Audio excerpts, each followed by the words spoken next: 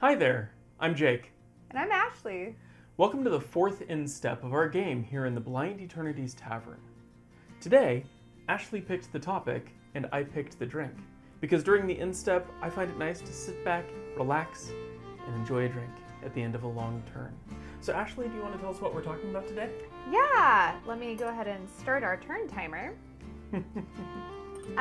This week, on November 10th, this is my notes, there was a new ban announcement, new ban and restricted announcement, and I think what stood out to me is standard bans. Yeah. But yeah, I think today we're going to talk about bans in general. It's pretty talk exciting a little bit stuff. about the history of it, but Absolutely. also kind of what standard looks like after today's bans, or I'm sorry, the bans on November 10th. Yep. Um, And so I thought, we're saying goodbye to a few good friends, and my favorite farewell drink is an old-fashioned. So today I made a couple of nice old-fashions. These are actually slightly different. One of them is made with a bourbon whiskey, and the other is made with a Scotch whiskey, because I ran out of bourbon whiskey. But that's how it goes. Thank you for giving me this one. So I'm going to finish this so fast. it's a personal favorite drink of mine, but I think it's really fitting when we're talking about a few of our old friends leaving our favorite formats. Yes. Absolutely. So some of the things that we can say bye to, I think the main one, there's only really three big ones, but the main one to me is Vivi. Yes. That's the one I've heard a lot about in Standard, and so I'm curious to see how that's going to impact the format. Hugely. Yeah, This because is a that's huge like shift. the deck currently, right? So there's two main decks that were really running away with things. One was Vivi, and the other was kind of a mono red or a Rakdos shell. Right. But that's where the Screaming Nemesis comes from. Yeah. So they really hit the two most powerful decks right now. Mm-hmm. And then the third band, the Prophet's Eidetic Memory, is also part of that Vivi deck, also incredibly potent on its own. And so this is kind of knocking a few of these big decks out at the knees to try to even the playing field a little bit. Yeah, so I have a question. The Screaming Nemesis, that's more of a like protection type spell. Does that fully, right? Or am I misremembering that? I think it's incredibly aggressive. Okay.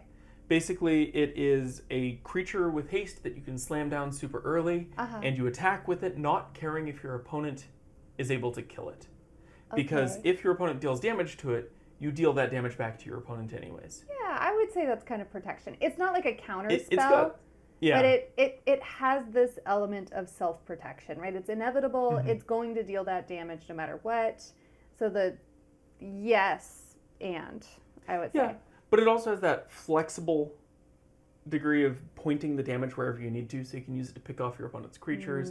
You can pressure your opponent with extra damage. Usually the spells that are running it have a number of other hasty creatures that they've already dropped. Right. And so your opponent's starting at a fairly low life total. So it's just a very good force your opponent to make choices where none of them are the right answer. I love cards like that. Yeah, but it's a really tough card for Standard because there's not a lot of good ways to deal with it. Especially after the last rotation, a few of the best ways of dealing with it that could easily bounce it back to hand or exile it are gone.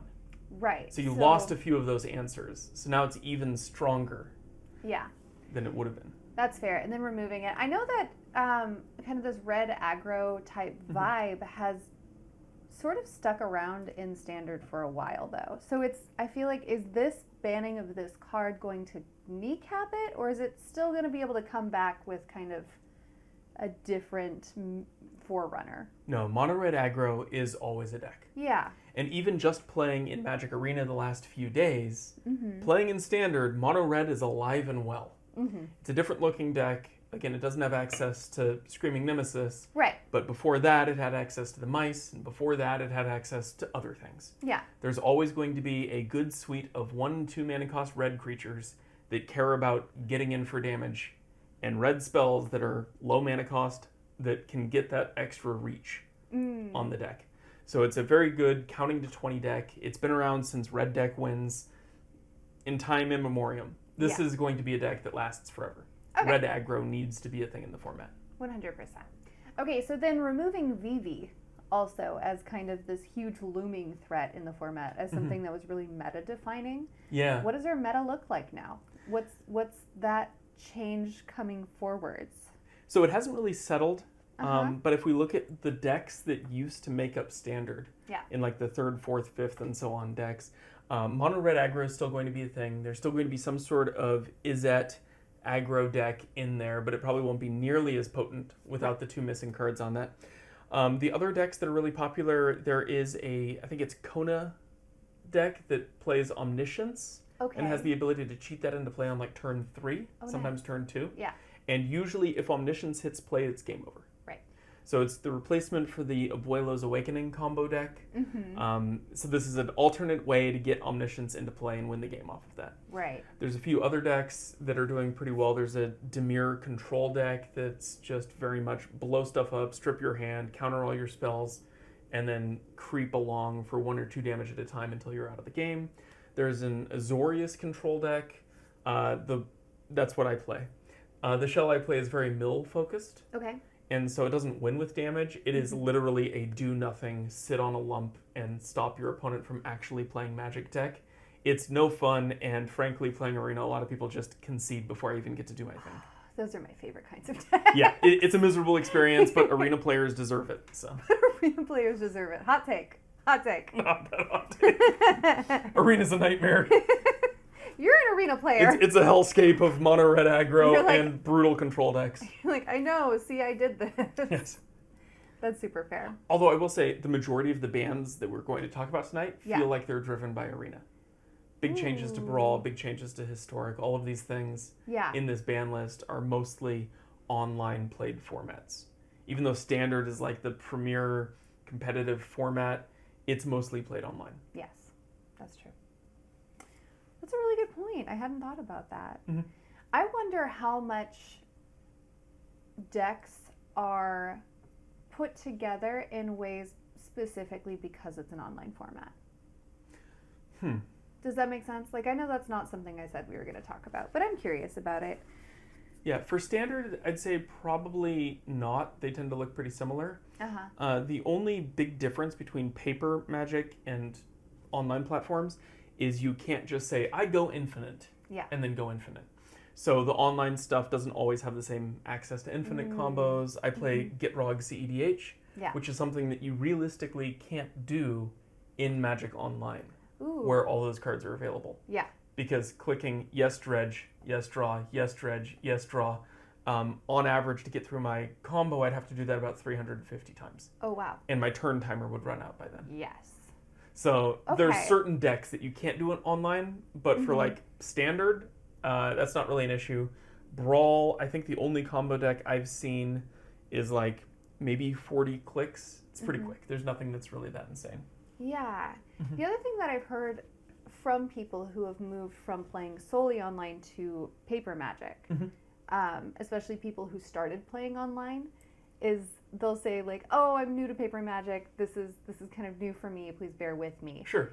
So do you think that playing online handicaps you from then playing in person, and why? You're talking about like the just pushing buttons style player where your only options are highlighted. So you're like, ooh, I can do a thing here and I can do a thing here. But in paper, you have to read every card, even the ones that you can't use. Yeah. Maybe a little bit. I think that that's a really small obstacle to get over. Sure. And you get the hang of it pretty quick, especially if you played enough online that you kind of know what your deck is trying to do. Yeah. I don't think that's a huge obstacle. But That's fair. that is relevant. That is a thing. I wonder if it's like solo leveling where they see the little buttons pop up anyway and they're like pressing them in person. That digital interface hovering over the table. See, that's why they need the AR glasses. Oh, 100%. Yeah, it's the buttons.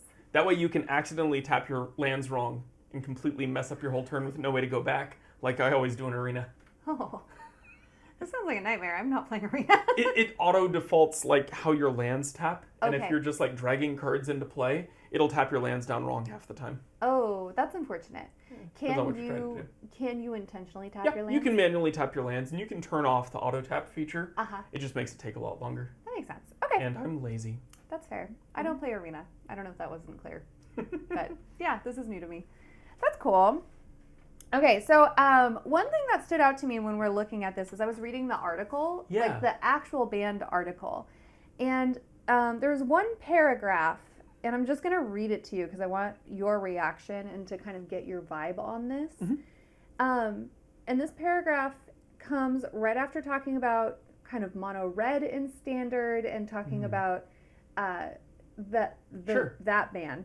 And it says, missing on the power level of a new card is, to some extent, inevitable. But there are ways we can improve our accuracy. VV is an example of a card where the ramifications of an individual power level mistake were amplified tremendously by our failure to find the interaction with Agatha's Soul Cauldron. Increasingly, the standard metagame has been defined by a ceiling of strong multi-card synergies rather than the power level of an individual card. Adjusting to this is a design shift that's in progress, and we still have room to grow. Do you think this is something where they've actually learned their lesson? Is this going to be a lesson that's a long, hard lesson for them? What does that look like, do you think? I think this is a lesson that's really hard to fix. Okay. Because every set that comes out has to have enough good cards to excite people about playing that Right, like you want to be excited about the set. Yeah. So like with Avatar The Last Airbender coming out, there's a few cards that stand out that are super interesting and are going to drive people to want to buy the set. And are going to drive people to want to make new decks using cards from that set. Yes. The problem that we have right now is that Standard is so large with so many sets. If enough of these sets have powerful cards that are above average for the power level of Standard, you can build an entire deck out of them. The unique interaction between Agatha's Soul Cauldron and VV stands out because just those two cards together are game-ending. But I think that there's a lot of cards that are now breaking that threshold of being too powerful for Standard. And it used to not be an issue because you'd only have one or two of them in your deck. Yeah, that's really now interesting. There's a lot. So when Standard first kind of started being a thing, how many sets at a time would you have in Standard? What was the general set number you were looking at? Standard first being a thing was before my time. That's fair. When I started playing, Standard was 2 blocks and a core set. Okay. So it would be big block, or big set, little set per block, and then a big core set. Yeah. So 3 big sets, 4 small sets. All in, it was like, what would that be, 1,500 cards. Something like that. And now, maybe even less than that. But around there. Sure. Now I think Standard is 3 times that size. Okay. And so that's kind of the scale that you're talking about in terms of the total card pool. Yeah. With modern Standard versus when I started playing. And it's kind of gradually gone up. There was a big jump in 2016, 2017, I think, when Standard really got big. And now with all of the sets being released this year being released into Standard, it's going to be even larger. Yeah. Which kind of exacerbates that problem. It really does.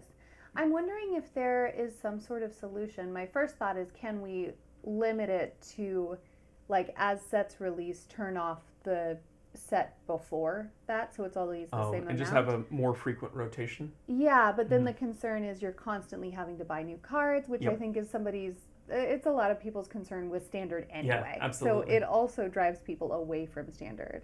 So I guess the question then becomes, how do you effectively playtest a card pool that is growing exponentially?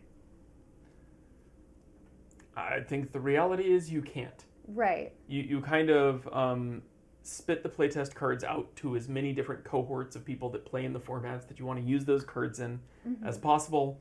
Hopefully you aggregate enough data where you can identify cards that are problems or different cards that are underperforming or overperforming, so that way you can make those adjustments and go through several rounds of this. But the design cycle is getting faster with more sets being released. People are spread thinner. You're playtesting multiple sets at the same time. So maybe right now we have a big problem with Standard where a card is a huge problem, but the next set coming out had a card that fixed it in playtesting. But then in practice it didn't fix it. So that card that you didn't ban because something's on the horizon that fixes it, didn't fix it. And so now that problem persists. I don't know if that was the case, but with them not banning VV for a while, maybe there was something in Spider-Man that in playtesting shut that down, and Norman Osborn is the hot tech that takes care of that. Yeah. And it didn't materialize. There's a million things that could happen. Sure. And you can't see every possible end point. Totally. So what I'm hearing is they need more playtesters. I'm interested. Yeah. No, but I think that's the reality is at Yeah. some point, like you need a large enough pool to kind of be able to have people that will come at problem solving from different angles and have different pet cards that kind of will Sure. make them build into these weird things. To a point. But I think you're right. I think there is just some level of there's only so much playtesting you can do without just like releasing it and seeing if it works. I will say Yeah. one of the other issues that they're running into with this is it used to take a while for these decks to kind of get online. Right. Because people would get a hold of the cards, they'd realize a couple of them were really strong, spend a while trying to get those specific cards to get their deck put together so that way they could actually test it out. And it would be like 2 months before people had their stuff fully tuned, ready to go, playing against other decks that were also tuned using the new cards. Yeah. Now, with Arena and the ability to get some of these wild cards, I can build a brand new standard deck day one when a set releases. That's true. 4 copies of every card I need, immediately start testing it. And so the meta moves very quickly. Yeah. And as soon as something shocks it, like VV coming into the meta, it was a week before VV was everywhere. Yeah. The Soul Cauldron tech took a little bit to get going, but already Izet aggro was a thing. And so just Sure. slotting VV into it Yeah. made that deck very strong. Yeah. That makes a lot of sense. I see that. One of the questions that I have about standard and banlists in general, standard does not have a restricted list. I'm sorry. One of the things that I did for this is I looked at kind of some of the historic bans, especially some of like the original bans that they did to see where and when that started. Right. And I noticed that that's like kind of something that standard just didn't Never had. ever have. Yeah. Why do you think they don't have restricted cards in standard? Restricted being you can play one in copy. your deck, Yeah. which is different than like the legend rule where you can have one in play at a time, right? So why I why honestly that? think the answer is that it's too easy to cheat. What do you mean? Explain. Well, if a card's on the restricted list and your opponent plays it, Yeah. wow, that's a really powerful card. It's super lucky you drew that. They draw that all 3 games in a row. Yeah. If you're just playing casually, you can call the store owner over and say, hey, I think he's playing an illegal standard deck that we're playing casually in the game store. That's fair. So I just think it's harder to manage. I would like to see restricted stuff and other methods of doing ban lists. Yeah. Just because right now the switch it on, switch it off methodology Yeah. just feels a little clunky. Yeah. And it feels like there's no gradient to it.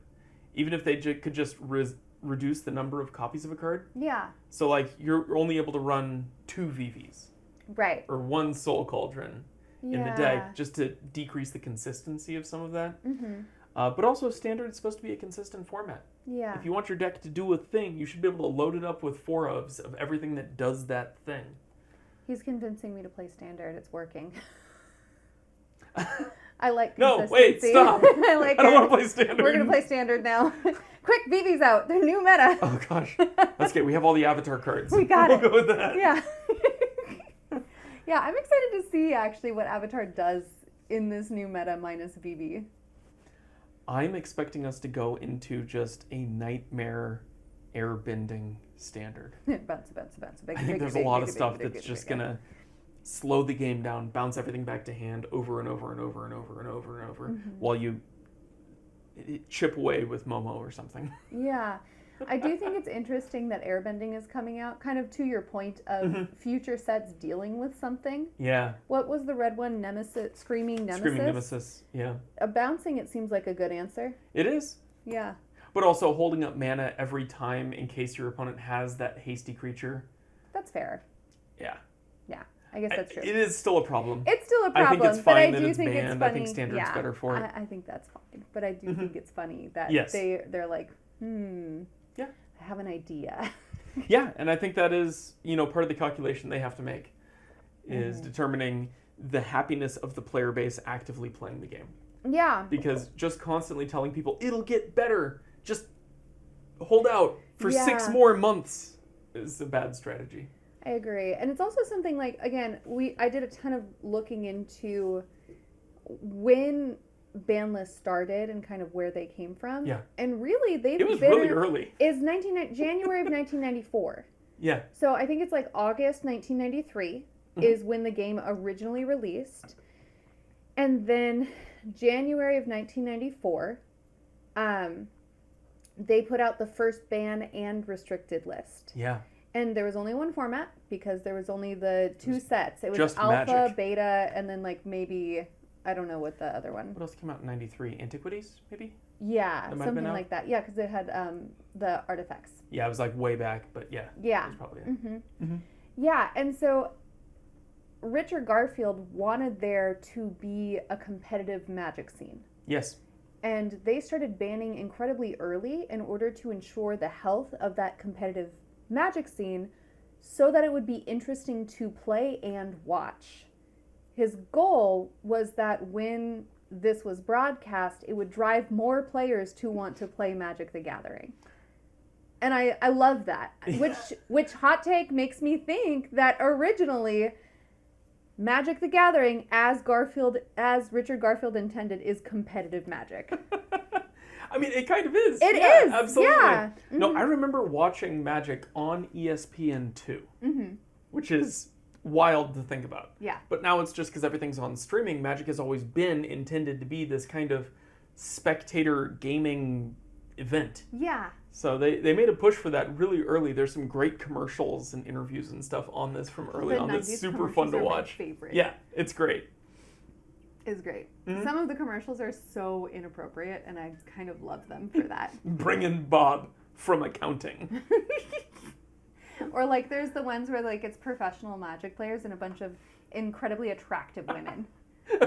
On the beach. On the beach. Yeah. Like it's very like 90s aesthetic, low-key kind of sexist, but like I get the vibe they were going for. They were hoping professional athlete was Oh, like the look absolutely. they were going for. Absolutely. I see it. I don't love that commercial, but the other commercials I do love. It was also the era when literally everybody was cheating at the game. Yes. Yes. That's the other thing that I think is funny. I'm wondering if they didn't bother, like you said, with the restricted list, because they had already seen so many people cheating. Yeah, they were just like, you know what? They're like, this doesn't even do anything. Why are we restricting when they're just going to cheat it into play anyway? Yeah. Yeah. There's some great documentaries on cheating in Magic, and I would recommend watching them because I think it's insane and hilarious. Oh, it's to great. watch. Yeah. Still going on, too. Yeah, 100%. Like every other CEDH event has somebody cheating in some way or another. Yeah. It's a wild. little unfortunate. Yeah. Yeah. You want to move on to some of the other formats? I did not Or is plan there on anything else you talking want to about talk any about? of the other formats Standard? because I don't care about Pioneer or Brawl Well, or that's okay. anything else. Neither does Wizards. Would you like to talk about other formats? The one that stands out to me Uh-huh. is the bans in Legacy. Okay. Because Legacy is a format that I really enjoy. I've played Legacy Elves for a Yes. very long time. I think it's super cool. But banning Entomb and Nadu, I think is really Oh, interesting. that's actually a really good point. Yeah. Because now Nadu joins a very elite group of cards that are banned, just outright banned in every format except for Vintage. Yeah. I think, but they're not restricted in Vintage. I think it's just Nadu, maybe Fast Bond, and like one other card, and that's it. Yeah. Those are the only cards that are banned everywhere else that are legal. And it's crazy that they printed Nadu into Modern like that. Yeah. Entomb just feels like a good targeted meta choice at a deck that's kind of running away. Reanimator's crazy. It's always been crazy. And it's a deck that only gets better the more sets that come out that have anything even adjacently related to it. Yes. So it's just a really fast enabler. Yeah, and Black likes to reanimate. Yeah. So they're going to keep printing more things like that. And like even if the mana costs are cost prohibitive or there's other riders on the card with major drawbacks, Reanimator finds a way to cheat it into play and beat their opponent to death before anything actually triggers. Reanimator finds a way. Yeah, that's what it feels like. So I understand Entomb getting banned, but I do think the Nadu ban's really interesting because it is such a huge misstep. Yeah. When they talk about VV being, sometimes we print a card that's a little too powerful for the format that it's designed for. Like, sometimes they really, really miss the mark on that. It's true. I don't play Legacy, but I heard about how awful Nadu was. Nadu's just, it's rough everywhere. Yeah. And it's consistently hitting the board turn 2. Yeah. And so as soon as it hits the board, you can immediately trigger it, start ramping, start drawing cards. And it falls into that category of green-blue cards that cost 3 mana that both Yeah. provide mana and draw and a body Yeah, that got banned out of all of the formats where they were played. that's true. Yeah, one of the things we were talking about too is why cards get banned. Yeah. And my 3 categories are power. Mhm. So like the card individually is too powerful. Just on its own? On its own. Yeah. Power in context. So maybe the card on its own is not the most incredible card, but it's got a weird interaction. Or Entomb, Yeah. where it enables other Or it enables other stuff. things. Mhm. And like if we're looking at like older things that do that, I think there's a lot of things that were kind of banned or put on the ban list because they undermined the restricted list, or they made it so like it felt Sure. like you could play This is like more. tutors and that kind of Yeah, thing. exactly. Where it was like, maybe on its own it's like an interesting mechanic or it does something by itself, but the fact that it allows you to play the power card, Mhm. that's too much. Yeah, this happens not as often in Magic because restricted only exists really in Vintage, Yeah. but in other games like Yu-Gi-Oh comes to mind, where they'll limit a field spell to 1, and then they also have to limit terraforming to 1 because it's the thing that finds the field spell. And so you have these Right. enabler cards that are only okay on their own, but it lets the entire archetype work. Right. And so, yeah, they tend to get hit. Totally. Mhm. Yeah, it's like it's when you build the consistency a little bit too much, Yeah. then it starts to hit unreasonable Yeah. volumes. That's the thing. I appreciate the consistency of the game, Yeah. but it can get to the point where it's not just consistent, it's inevitable. Yeah. And that's where it becomes a problem for the format. Yeah. When it's just like, I'm going to keep doing this thing over and over until you find a way to deal with this one specific interaction that's hard to deal with, you're going to lose. Yeah. That's what VV is. Yeah. No, I super agree. So those are the first 2 reasons I Yes. think cards get panned. Yeah. I think the third panned. Panned. I think the third one is I put joy in play. And what I mean is, does it suck the joy out of the game? Is this a terrible card? Yes. And I think the first example of that is, I always can't say this one. Scheherazade. Yeah, that was the first. Yeah, the one where Absolutely. it's the like, hey, stop that game you're playing, and with the rest of your things, you're going to start over on life, play another game of Magic, and then whoever does that has something happen, and then you continue your game. So let's completely halt the momentum that you have in your game and just like, yeah. Nice. And I love also that for that card specifically, they were like, oh, like this card's not that good. We can probably unban it. And there were enough trolls that were like, oh, absolutely not. I'm going to play this card. Yeah. That they had to reban it. And it's just been on the ban list ever since. Speaking of rebanning, there's one card that stands out to me in this new ban list, and it's High Tide in Pauper. Okay, Because yeah. they just took it off the ban list Yeah. for one cycle. You get And it was like, once. oh, oops, wait, put that back. It was like the finger in the dam, you know, where as soon as that came out, everything started leaking. High Tide. And then they had to plug it back in. It was just like, oh no, wait, that is actually a problem. I do picture that, like they're like, okay, we're going to give you this card. Don't break the meta, okay? Do you promise not to break it? You promise? And everyone's like, yeah, we promise. They give us the card and they're like, Infinite mana. like immediately. But it also ties into your statement about having fun playing. Yeah. Because that deck is also just, I'm going to take all of the turns now. Yes. Or rather, I'm going to take one turn, but it's going to take the next 45 minutes of the game to complete. Totally. And I think that's actually a really good point too, because if you look at ban lists, sometimes it's like, oh, Magic just hates it when people wins. But that's not true necessarily. It's the like, how fun was this win for everybody playing, right? And so like sometimes there's a combination of those 3 categories where it's like power and joy. And I think that there's some level of combination of those 2 things that always has to be there for it to make it on the ban list. Yeah. Because if it's relatively powerful, but people can deal with it, it's not sucking all the joy out of the game, and so it's gonna not end up on the ban list, right? And I think there is some level of, if this is so powerful that you either have to play this deck or build against this deck specifically, that's also sucking the joy and creativity out of Magic. Sure. And so, like, yes, I say there's like 3 reasons, but really it's kind of like a combination of these 3 things that gets hard bans, I think. No, and I think there's definitely some strategies that they intentionally don't print very often, or at least don't print into standard formats because of that reason. Oh, totally. We definitely don't see a lot of land destruction that you can levy at your opponent in Modern Standard. Yeah. But if you look at some of the standards past, I remember very clearly in the Kamigawa block, there was a deck that would use Annex, where you gain control of enchant land, and Boomerang, where you can bounce target permanent, and Wildfire, where each player has to sacrifice 4 lands. And so your entire game was, I'm going to bounce the only land you have in play back to your hand. Now I'm going to steal the only land you have in play. Oh. Now I'm going to make you sacrifice 4 of your lands, and I'm going to sacrifice 4 of the lands that I have stolen from you. I'm going to be so real. That Right, sounds like- so fun. Oh my god. Just an awful deck to play That's against. terrible, and I love it.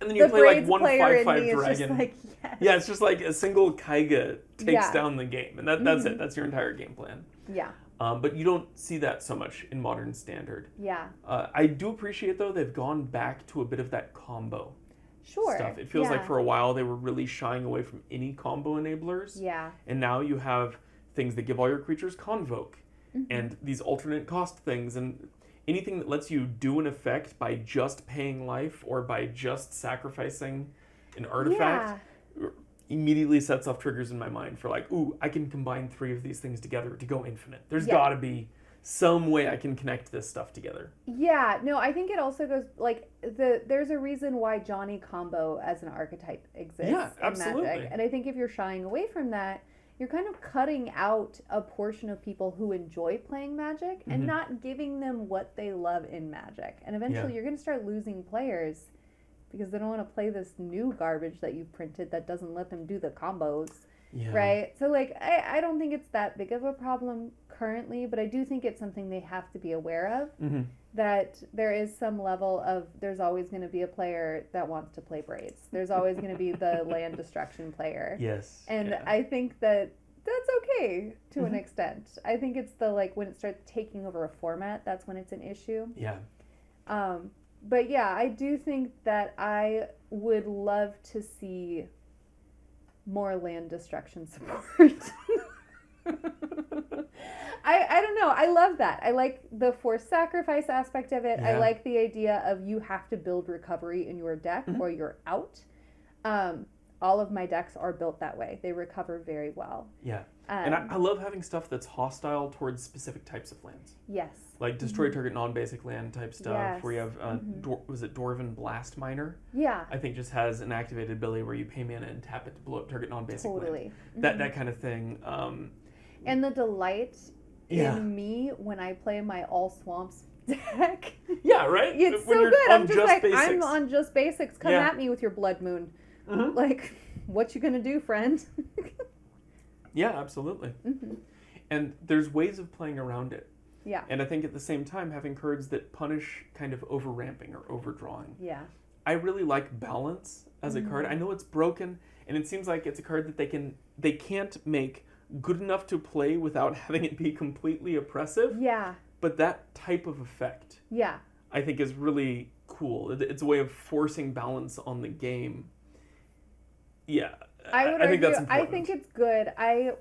Balance is the one where it says, like, you check what your opponents have and they sacrifice to that, right? Or is It's it that you whoever get it? has less stuff, Yeah. you sacrifice down to the lowest common denominator. Yeah, and I like the idea of it Yeah. because I like that it's good whether you're ahead or behind. You can kind of figure out how to utilize that, right? Yeah. Because if you're ahead, you've talked about like figuring out a way to like sacrifice tap all your lands, then sacrifice them and play balance, and you have this mana floating that you're then able to like play a creature. Yeah. But your opponent has literally nothing because you've blown up the board, right? So there's cool, fun ways to play that late game that are obnoxious, but also if you are behind, Yeah. it's a great, like, it's literally a balancer, right? It's a great equalizer of like, I am stuck on 3 lands, so now you're stuck on 3 lands. Yeah. And I do have it in my cube, and it's awesome. Yeah. but it requires your opponent to be at a power level where they can recover from it. Yeah. Or And- just you to be at a power level where you win quickly and don't make the game miserable. Yes. Hot take. That's fair. Here's the deal. I think the reason land destruction is so hated is because people blow up lands without a payoff. Mhm. I think if you're going to Armageddon and then win, who cares? You've won. It's fine. The game was over anyway, right? But like I've had it where you're playing at a table, somebody Armageddons and then it's like, cool, I scoop. Peace. And it's just like, that is the worst feel. You just came and messed up my game and then left. And you didn't, there was no like, I blew up your lands because I have this thing and now like I can do this. Like there's no like payoff. There's no like, I'm blowing up lands to prevent you from playing counter spells. You know what I mean? Or like something like that. So I think that there's a cool way to play destruction and land destruction, but I think it takes being a good player, which I think a lot of this is. But I think it's also like having the social etiquette for knowing when that's functional and when you shouldn't be playing land destruction. At some point, it also comes down to what they're looking to facilitate in format, though. Mm-hmm. If you look at the last few bans that they've done for Standard, it's all super fast aggro stuff or super fast combo stuff. Yeah. You know, they're trying desperately to get Standard into turn 5. Right. My favorite statement about this ban list is they unbanned turn 5 in Standard. That's what it feels like. It's like if your deck can't be in the winning position by turn 4, you're out. It's not a viable deck in Standard. Yeah, and I think that's super fair. And like I've heard people complain about like CEDH and saying like it's a turn 2 thing, and that's really not my experience. No, but you need to have something going on by turn 2. You should have which something is going on. not always expected. Right, but that's also not the same thing as winning by turn 2. Yeah. Right, and I think that's okay. I think, that's not expected in Commander, but you're playing competitive. Sure. And I think the same thing could be said for Standard. Like, Yeah. there should be some interaction going on by turn 2. If No, it's there's true. no interaction going on by turn 2, then it's not a good competitive game. It's kind of boring. But you should also have enough interaction that the game can keep going until a little bit longer. Yeah. So then it opens up those like mid-rangey strategies that I think create really interesting opportunities for play. Yeah, and I think that's where you get down to the discussion of power creep. Yeah. Where every card has so much text on it. Mm, You know, your opponent turn 2 drops a fear of missing out. sure. And not only is this a good aggressive creature that helps facilitate some of the other things that their deck does, it'll win the game on its own Yeah. as soon as you get 4 cards in your graveyard. So like with that one card, now all they have to do for the rest of the game is protect it and load their graveyard up with more stuff. Yeah. And they're going to win the game. Yeah. And like that's the type of card that can become a problem. That's what Screaming Totally. Nemesis was. It Yeah. just did too much. Gotcha. VV did too much. Yeah. But you look at the new cards they're printing, they still do the same amount of tons of stuff. Mm-hmm. And no one's willing to scale that back to vanilla, nor should they. Yeah. I think it's interesting to have cards that do stuff. Yeah, I will say we're in this really interesting space because Magic the Gathering kind of started with a cap. In a way. They were like, these are the most powerful cards that do this thing, and we are only going to build up to this thing and figure out ways to build laterally. And I think for the most part, they've done a relatively good job at that. However, I think their low end has started to have some power creep. To some extent. But if you look at creatures, Yeah. the most powerful creature that was printed in original Magic in Alpha and Beta, and I think it's a toss-up, but you could argue for either Shivan Dragon, Yeah. which is a 6-mana 5/5 flying, Yep. unplayable in Modern Standard, Totally. or Sarah Angel, a 5-mana 4/4 Vigilance, which is unplayable What in Modern about, Standard. wasn't there a creature that when it went to the graveyard, you could put it into play for free? There was a card that put a dragon into play if it went into the graveyard, I think. I think it was like a 4/4 or something like that. like Ruck Egg, maybe? I don't know which set you're talking Yeah, about. There's a something couple. like that. Mhm. But I just, sorry, I watched a ton of videos on early ban lists, but I know that it was banned, and it was banned for confusion's sake, because at the time they didn't want to errata the text on the card. Oh, yeah. And what it said is, when this card goes to the graveyard, create a creature that da-da-da-da-da-da. Yeah. And I guess that's not technically a creature card. No, but there was a big push in early Magic to reduce the component complexity of the game. Yeah. They didn't want you to have to keep track of a bunch of stuff. You basically just need to count your fingers and toes to get to 20. Right. And that's it. That's the only thing you need to keep track of. Sure. Everything else is on the board. Any damage that's dealt goes away. Yeah. Any stuff that's put into a graveyard, you don't need to remember anything about what it was doing when it was in play. Yeah. All of this is forgotten by the game. Right. And so I think it's really funny because for that card specifically, the intention was if it goes to the graveyard from the battlefield. Yes. But that's not what they said. Right. Because they were still figuring this out, right? Yep. These were, Magic is one of, is Magic the OG? I should have looked it up. I think Magic is pretty close. The OG. Yeah. At least the level of complexity and asymmetry that Magic has. Yeah. I think it was kind of the first. Yeah. The you talk about the language being a little loose in early Magic. Makes me think of one of the big complaints that people have about Riftbound right now. Ooh, okay. Because Riftbound just announced they have 31 erratas on their cards. And it's sort of erratas, but it really is just making the language clear for what it means to be in a showdown. So Yeah. a lot of them, the language is changing from enters a showdown Yeah. or something like that. Like it's a minor change just to make it more clear. And Magic has a million of those. And It's Yu-Gi-Oh super has a true. million of those. Yeah. Every card game in the first 2 years has this moment of, ooh, yeah, no, that's really confusing when you're playing it on the tabletop. Yeah, and I mean, we've played that game recently, Mhm. and I actually really like it. There's some things that I struggle with about it. I'm angry. I'm bitter. I've lost every game I've played so far, and Beginner decks are not balanced. it's so dumb. It's so based on what you're able to draw. Yeah. This is why I like consistency in Magic. Sure. Anyway, Yeah. but yeah, and there's a lot of it that's can I summon, I was playing a Garen deck, and there's a card that's you can summon things during combat or whatever. Yeah, and sure. then his ability is the draw if something happens with If you 4 or more conquer units. with 4 units in play. Yeah. And so that's not super clear language. Do you mean if I have 4 units after the conquering is over? Do you mean when Yeah. I hit at what point have I conquered with 4 units in play? Can I, in response to moving through that thing, summon those 4 things, and they weren't a part of the battle, but right at the end before damage is dealt, Yeah. these things are there. What is the steps of this? There's kind of steps in combat in Magic the Gathering, and I don't know this game well enough to know if there's appropriate levels of steps, but to me it feels very wishy-washy, and I think that is because I'm used absolutely. to Magic that has these very, very specific rules for turn order and the Yeah. stack and how things resolve. But I will say that's also something that's kind of developed over time. I think Yeah. the clearest example is you look at Animate Dead. Yeah, The original printing of Animate Dead just says enchant dead creature. yeah, Enchant creature gets -1/-0, and if enchant creature would leave the battlefield, Yeah. sacrifice Animate Dead. And if Animate Dead would leave the battlefield, sacrifice enchant creature. Mm-hmm. Now, if you read modern Animate Dead, I think it's actually even simpler than that in the original language. But the modern one is when Animate Dead enters play, put a creature from your graveyard into play and attach Animate Dead to it. That creature gets -1/-0. If that creature would die or leave play, sacrifice. There's a paragraph of text on it yeah, that's so much more complicated than the initial just, yeah, you get a dead thing back. It just works, in quotation marks. yeah, mm-hmm. Yeah. So, No, absolutely.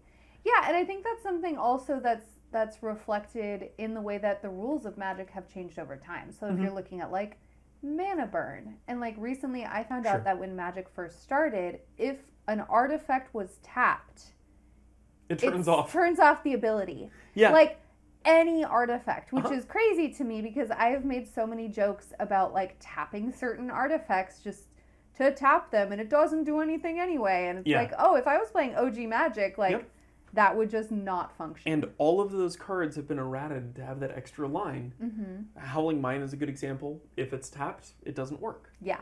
So, yeah, Mm-hmm. that was the way the rules originally worked. Yeah. And then they clarified language, and instants used to also be mana sources or interrupts, and they had these Yeah. different tiers of these different cards. Yeah. Something else that I think is really interesting, Yeah. looking at when I was doing my research and looking at the history of bans, I wanted to see what community reaction was to the first ban.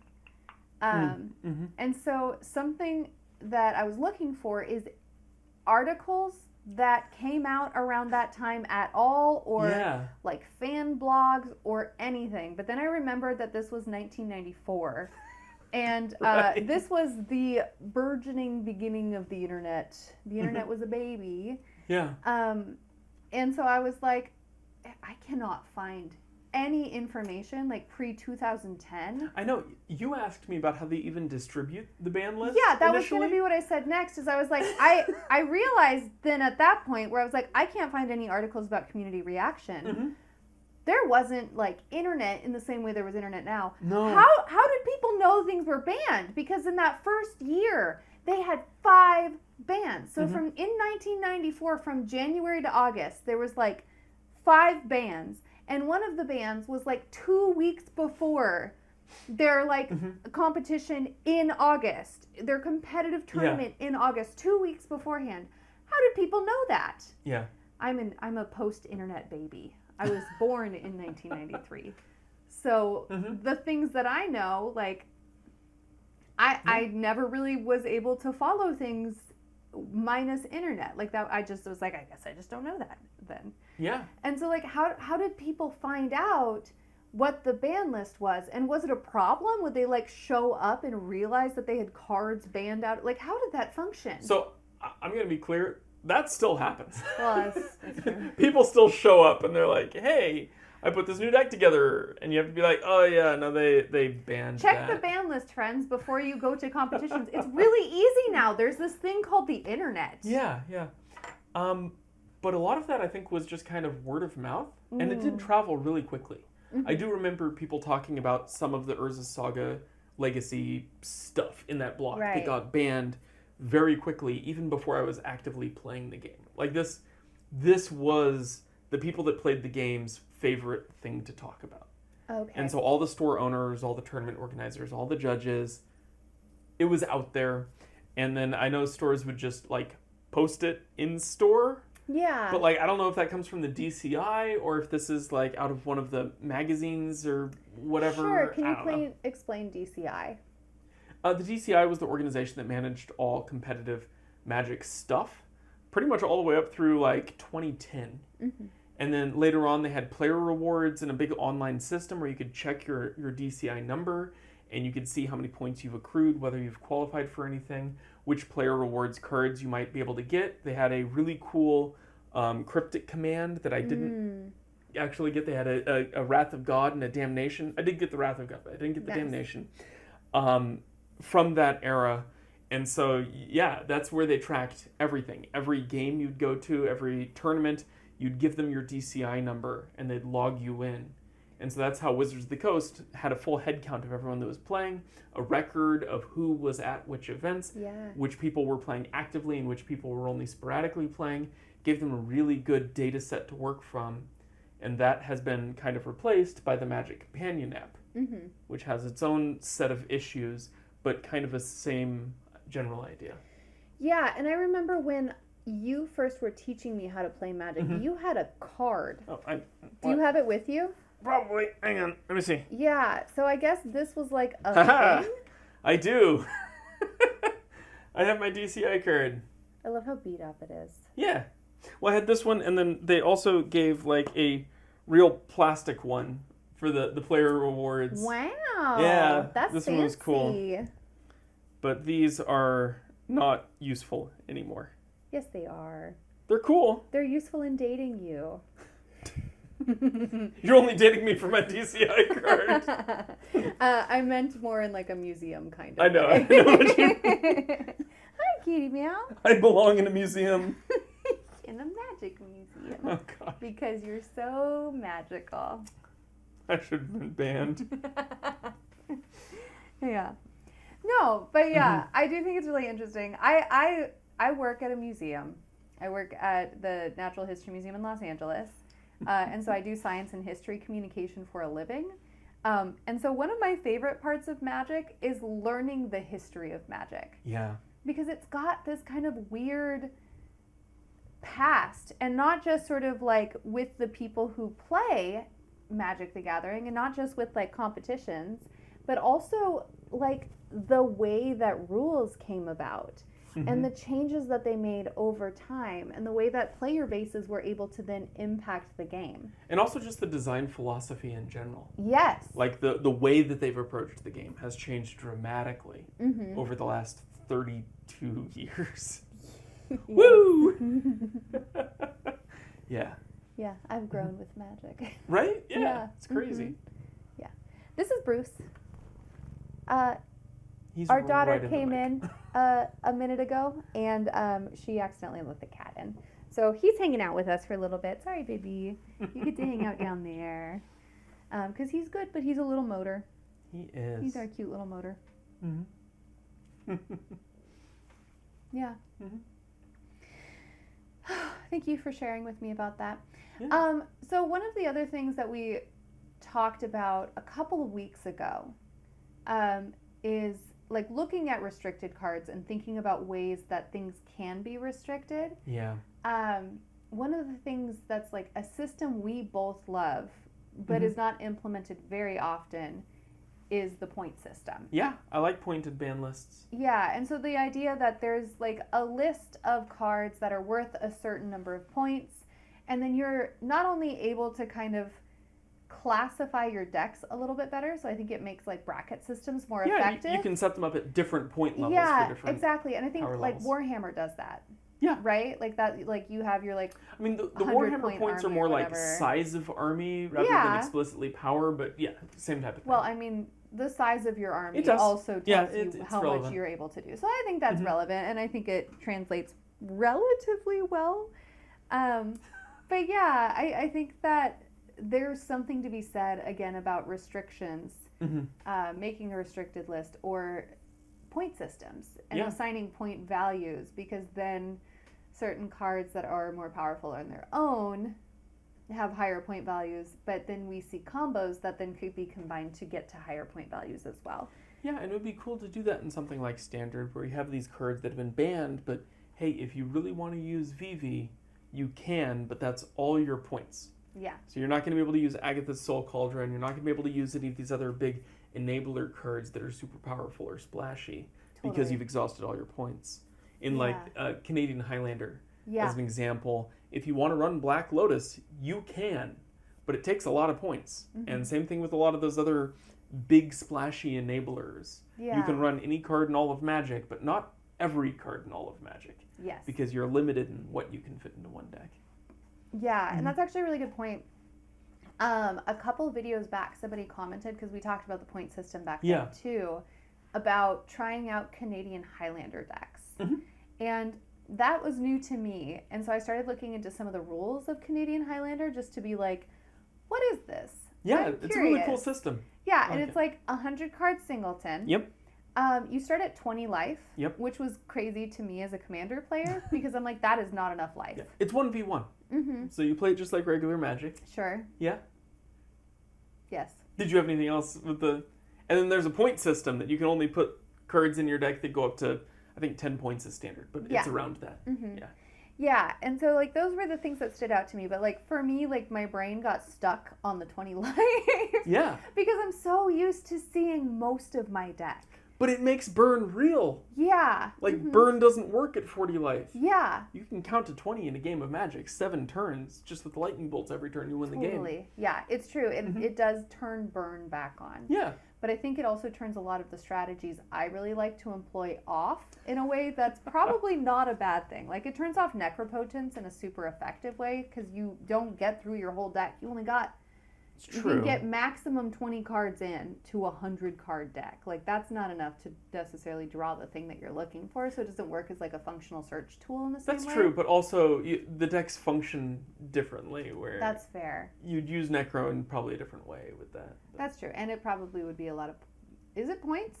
I don't know if Necro's pointed. I'm not too familiar with the... Sorry, I Canadian put you on the Highlander spot. playlist. But yeah, I started Yeah. looking into Canadian Highlander. So I'm thinking about maybe building a deck. I do have a whole bunch of avatar cards Yeah. that I'm very excited about that I I will want to build say a deck as. the most research I've done into Canadian Highlander Mm-hmm. is trying to find the best commander deck that can be played as a Canadian Highlander deck, while still meeting both of the requirements for ban lists, playability, and playing with or without the commander. Right. And I landed on a sort of Timur landfall deck Okay. that just aggressively capitalizes on the value of playing lands, Right. which is really good in Commander and still has a lot of really good payoffs in Canadian Highlander as well. Yeah. Because you just drop any creature into play that cares about landfall, Mm-hmm. and you can overrun 20 points real easy. Yeah. That's actually a really good point. Life total, not I understood points. what you mean. Yeah. Yeah. Yeah. Mm-hmm. Yeah. But yeah, no, Canadian Highlander looks fun. And it's a super versatile format. Obviously, it's wide open with archetypes because there's a million different ways to configure the points that you're spending in the colors. You're not bound by any commander color Yeah. identity or anything like that. So there's monocolor decks that are really strong, but there's also monocolor decks that splash another thing for specific cards. Yeah. Mm-hmm. So, yeah. I like that. No, it's a cool format. Yeah. This is kind of unrelated to that, Yeah. but it was something else that I connected about banlists that I thought was kind of funny. And I've noticed that sometimes cards that end up on the ban list become sort of memes in certain ways. And I think Okay. the best, and then because of that, they function as like almost parody versions in unsets. So Thinking like Necro Impotence? Is I'm that the one that's thinking coming to mind? the what is it, Cosmic Confetti or whatever it's called? Oh, Chaos Confetti. Chaos Confetti. Yeah, as Chaos Orb, but ripped into pieces. Yeah, Then Blacker Lotus. exactly. Some of those cards, yeah. Yeah, and so I do think it's very funny to start thinking about the ban list and thinking about like the reasons those cards were banned outside of just the power, Yes. and then thinking, well, how can we make this fun or interesting? Yes. Because I was hearing the kind of story of Chaos Orb, because it was something that was put on the restricted list, and Yeah. part of the reason that it was put on the restricted list, or I think it was eventually banned, Yeah, it was just banned. it was banned. All was- dexterity cards. Are Yeah. banned generally. The idea was like you had to like flip it from a height of 1 foot off the ground, and then any card it hit, it destroyed, Yep. or something like Any that. card it was touching when it landed on the Yeah, table. and so it did some weird things at the competition where one, it required dexterity, which was something that it was that, and then like what, Starfall or something like that? Falling Star. Falling Star. Starfall. Yeah. I'm thinking 007. But no, Falling Star also Starfall. did, so it was like this dexterity Yes. kind of vibe. But it made people rearrange the way they organize their board in really dumb ways, where they would like have to spread things out super far so Yeah. it wouldn't touch more than One one land card up at here, a time. one land down yeah, here. so like I love yeah. the idea of like sitting in the corner being like, like, sorry, I have to look at my land here and over here so that I can make sure that I know Yeah. what they both do. Also, something that's kind of funny about that, Yeah. in old school Magic, you Yeah. can play those cards again. Yes. Chaos Orb is allowed in old school Magic. They've changed the rules about what happens when you use it and how your opponent arranges their board. So they've set additional rules in play to make that card more functional. Sure. You still have to flip it, That's very which is funny. great. But now it works better. So it's a Yeah. different approach than just banning it outright. Yeah. Yeah, and I think this is the last thing I'll say because I think we're running out of time on our turn timer. Yes, we are. But yeah, I love that connection of banned list turning into unsets and like being able to kind of push the limits of the rules without necessarily having to do additional bans, because unsets are essentially just printed onto the ban list, like Yeah, silver bordered, like they're not actually included in regular Magic. So I love that, but I do also think it's cool and interesting that dexterity was taken into account, because it makes sure that people, no matter how like abled they are in that situation, Yeah, sure. you know what I mean? Like it is a little bit ableist to assume that somebody can flip a card or stand up and do something like that in like this really weird way. No, and so it's true. It's super I important. appreciate Yeah. the fact that that's something that they were sort of thinking about in the beginning of the like, oh, you know, we didn't think about this. Let's put it on the ban list and see if we can figure out how to make that work. Yeah. In a way that's a little bit better. And I appreciate that that's something they're pushing for, is being a little bit more inclusive over time. Yeah. So it's just something that I've seen the inclusiveness a true. little bit more in the last couple No, sure, years it's of good. Magic, and especially. it's really important. And It it's is cool really that they did important, that. and Absolutely. I like that they did that. So Mhm. Just something to think about. I don't know if that's what they were thinking about when they banned it initially, but it is I'm something sure it was a that factor. that I appreciate. Yeah. Yeah. So, Cool. we have now reached the end of our turn timer. Thank you so much for having this conversation about banned cards and ban lists and standard with me in Canadian Highlander for a little bit. Yeah. We're gonna move to our cleanup phase and pass turn. See you next time. See you next week.